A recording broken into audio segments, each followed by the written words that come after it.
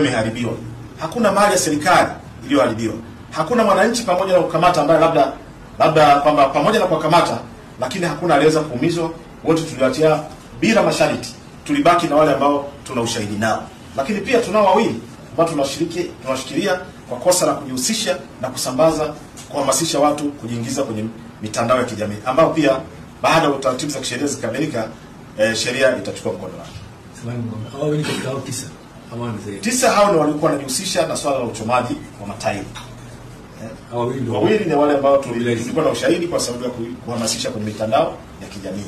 Kwa hiyo kwa ujumla wake ni kama tunashikilia watu 11 ambao tumepembua toka watu 300 ambao tulishika, tukapembua tukaona kwamba hawahusiki, ila walikuwa ni ushabiki na ule umri. Lakini baada hapo, baada ya kujadiliana kupata ulinzi na usalama, ikaridhia chini ya mheshimiwa mkuu wa mkoa kwamba tuachie bure bila masharti. Kama swali la mwisho kwamba zipo taarifa zinazoendelea kwamba kuna baadhi ya raia wameuawa, lakini kuna jeshi la polisi, baadhi ya wanajeshi la askari wako pia wameuawa.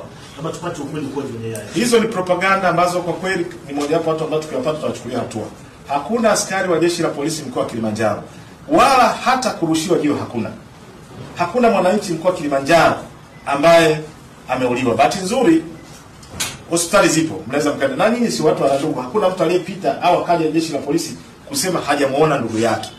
Kwa hiyo tulifanya kazi kwa kuzingatia nidhamu, haki, weledi na uadilifu.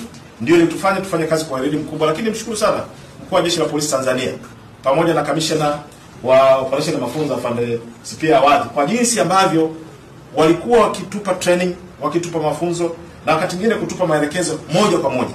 Ndio